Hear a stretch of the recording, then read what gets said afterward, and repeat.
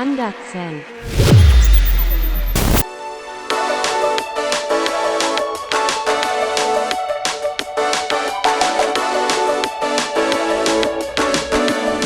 What's going on, you guys? Welcome back to Channel Andersen, and welcome to a different type of video today. It's been a long time in the making, but it's finally time to share with you guys what I've been working on behind the scenes outside of the videos. We are officially launching a part shop. I'll show you the first few parts we're offering. We'll cover the website quickly and try to cover anything in between as well before the video's done. So we're gonna do this a bit informally, and I'm just gonna kind of go around one by one and show you guys what I have here and what's being offered to start out on the website. And also I'll tell you guys what we have planned down the road after our first few offerings here.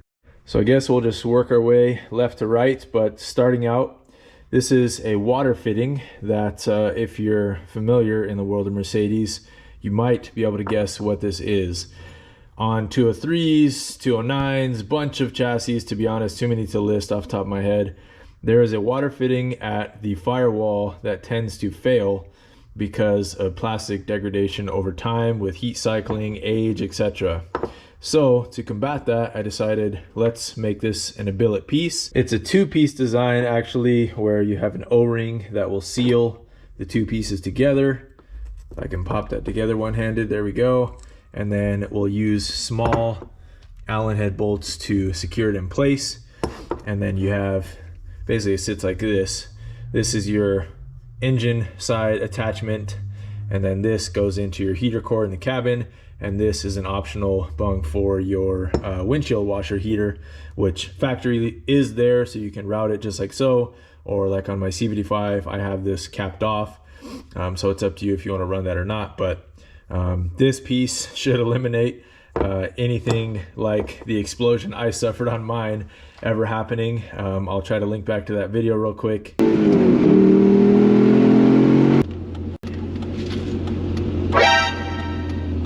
Everyone, what's the procedure? I think we found the answer.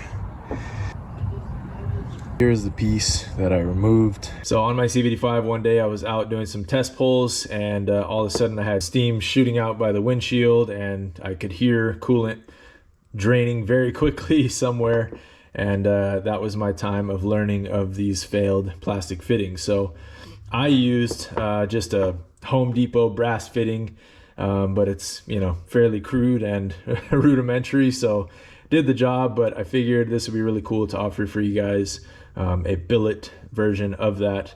With this piece, this is all you'll need, and then when you remove the stock assembly, there is a plastic trim piece that goes around this that you can install onto here. It will fit just like factory, and problem solved for life. So moving on, next common delete upgrade, you could call it, I guess, for the M113s. These are secondary air injection block off plates.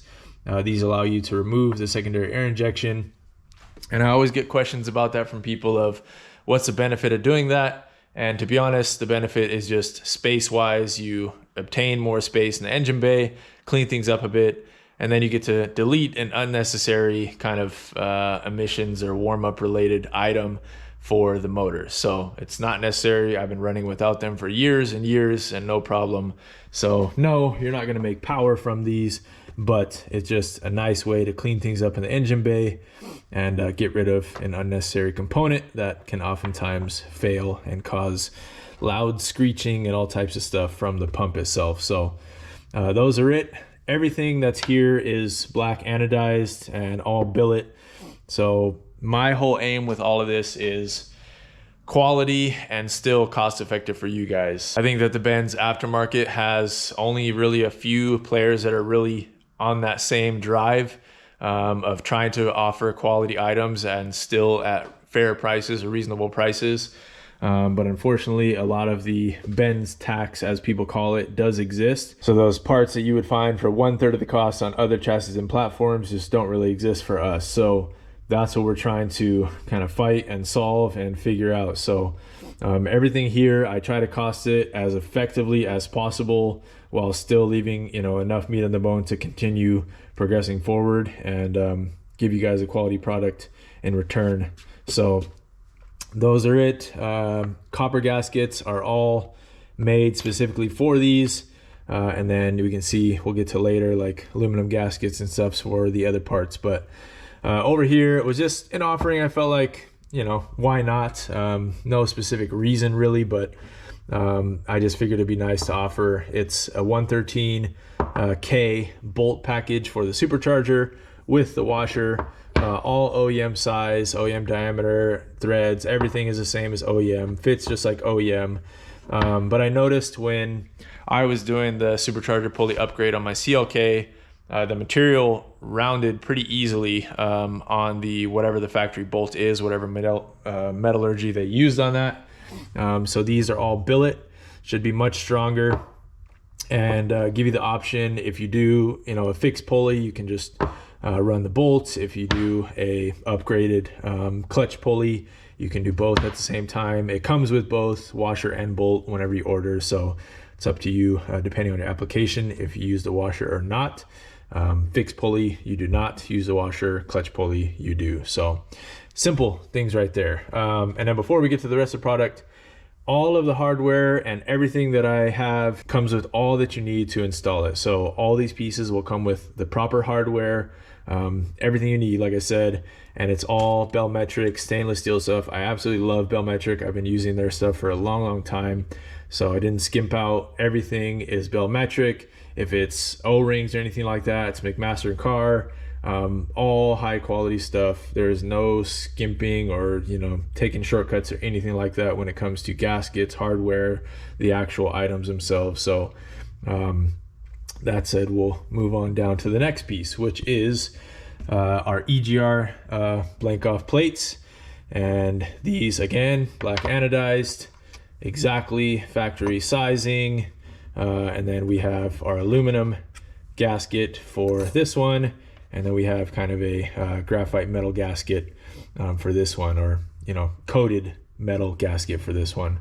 So again, hardware, everything that you get from me will come in nice little padded envelope bags, and then the plastic bags separating each item, and will likely come in a box like this or a box like this.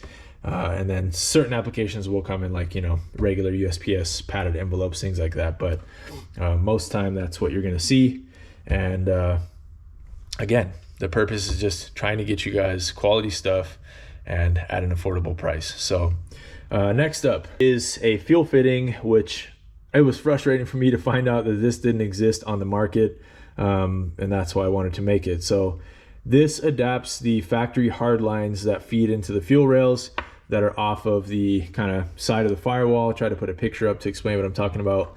But those hard lines go into, most time, a flexible stainless line or a flexible rubber line, depending on the chassis. And a lot of times, you know, if you want to go to AN lines or whatever else, it's really hard to adapt those. Now we can do that with ease. So this goes from M14 by 1.5 to AN8. And it has the proper flare inside, because Mercedes is a unique, like, ISO bubble flare. And it was just impossible to find the actual fittings for it. I had to have them custom made in the past, or I had to basically just crush fit one that wasn't really intended for it. So this is a much safer, cleaner way to do it. And it's exactly factory specifications on the female side, and then AN on the male side. So that allows you to run Sneak Peek, something that we are developing. This is not ready yet, so I'll talk about that in a second. But we are going to be developing fuel rails, and those will be offered at a later date. So this will make that job a lot easier. Or if you have a set of modified fuel rails like I have on my CLK, I have looped and pinned stock rails that were welded with AN fittings. So this allowed me to run AN lines to loop the rail. So next up, this is a very kind of peculiar item. Some of you guys might not know this because it's more so just for the manual swap peoples, but this is the Mercedes quick connect fitting to an AN3 adapter. And I can actually show you this on the Project C63 manual swap car. So I'll do so real quick before we keep going. All right, so if we take a look under here, and if you guys haven't checked out this project, it was just recently completed. You can go watch part 1, but right there you can see I'm able to run an AN clutch line. I can't really get up to the fitting because it's all plugged in and everything, but the factory line is a hard line, which looks like this. And these have become very hard to find and very expensive, so that's why we made these fittings, which will allow you to adapt your own AN line and fit basically any chassis that you are using. The quick style release, which is on most of the modern 6-speed stuff. Some of the earlier pedals have a threaded fitting, so I'll work on trying to adapt something for that in the future, but this is the most common fitting that's needed for manual swap people. So that's what we ended up developing, and even engraved it MB to 3AN, so Mercedes-Benz to 3AN fitting. All right, last but not least, a bit of a teaser, but I wanted to show you guys this just to show you guys that I'm developing more and more things behind the scenes, even as these are released initially. These are fuel rails for the M113 and M113K applications. This one particular is just an iteration. This is kind of like considered a mock-up, essentially, not at all close to what the final design will be, but it allowed us to figure out a few things about what's going on here. So these are all good, the correct sizing for the injectors and the clips that are used specifically for Mercedes, and I think for a few like Dodge products, similar secure clips. So that part got figured out, but the overall design, kind of just erase it from your head because it's not going to look like this. Little cleaner, smaller, etc. But this was just the first test sample. The new one will have the integrated kind of brackets for the factory bolt locations on the manifold, so you won't have to separately bolt these to this. I wanted to make it one piece, so that's one updated piece about the design. But yeah, just a teaser for now. Other things I am in the works with right now heavily is crank pulleys for the M113 5.4 NA, M113K, and possibly M112K2 down the road. The M113 NA specifically, the OEM part has become astronomically expensive for, I don't know what the reason is, to be honest, but it's close to $1,000 right now for an OEM crank pulley. And I know I can improve upon that. I can probably slash that price in half if I develop one and make one myself. So that's what's in the works right now. The 5 liters, 4.3 liters have some variation from the 5.4s. That doesn't make them the same part. But shout out to Sabo again, the parts guru, sent me for me to be able to take measurements off of to figure out if there is a way that we can make one that fits kind of all. So if I can figure out a way to retrofit, the 5.4 ones to the 5 liters, 4.3 liters, or vice versa, then it would allow me to make one that could be used for any application, which would make things a lot easier for people that are swapping the motors, whatever. And if we make the crank pulley for the NAs, then there's a possibility of making different diameters to, produce underdrive, overdrive, whatever the specifications people might need, depending on their setups. So it's a really exciting opportunity. That was one that has been swirling in my mind for a long time of, man, I wish somebody stateside made, some crank pulley offerings that were reasonable and good quality and for the specific stuff that I want to make it for. So that's what we're trying. And I guess with all this revealed now, it's part of the reason why I've collected so many different gearboxes, why I have the M113K sitting here to kind of test things on, see how things fit, etc.